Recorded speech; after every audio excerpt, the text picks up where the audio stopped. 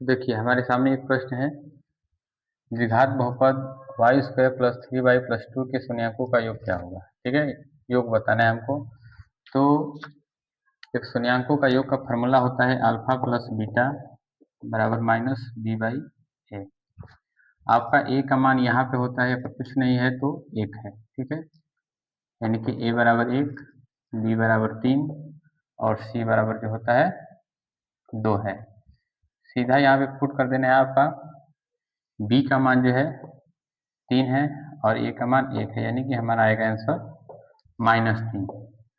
अगर ऐसे ही प्रश्न आपको हल करने के लिए मिलता है, शून्यकों का योग की जगह दे देता है शून्यकों का गुणनफल क्या होगा, यानी कि अल्फा इंटू बीटा, इसका फॉर्मूला होता है सी बाई ए। इसके साथ एक और प्रश्न आता है 1 by alpha plus 1 by beta, इसका वैल्यू बताइए। तो आप लोग यहाँ भी डायरेक्ट याद रखिएगा कि आपका फॉर्मूला जो होगा माइनस बी बाई सी होता है। ठीक है, इसके बाद एक और फार्मूला पूछ देता है आपसे alpha plus beta alpha into beta, इसका भी यही फॉर्मूला यूज होता है माइनस बी बाई सी। अगर आपसे पूछ देता है कि alpha square plus beta square क्या होगा, इसका भी जो फॉर्मूला होता है आप लोग याद रखिएगा, B square minus 2ac by A square.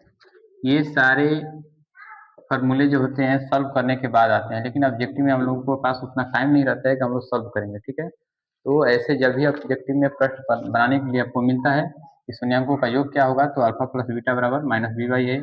शून्यकों का गुणनफल क्या होगा, तो अल्फा इंटू बीटा बराबर सी बाई ए। अगर पूछ देता है कि 1 by alpha plus 1 by beta का वैल्यू बताइए, तो माइनस बी बाई सी।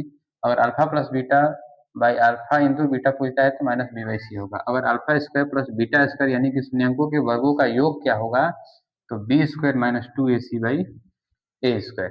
ठीक है, जब भी ऐसे प्रश्न आपको हल करने के लिए मिले, आसानी से आप ये फॉर्मूला याद रखिएगा, आपके ऑब्जेक्टिव में बहुत सारा हेल्प करेगा।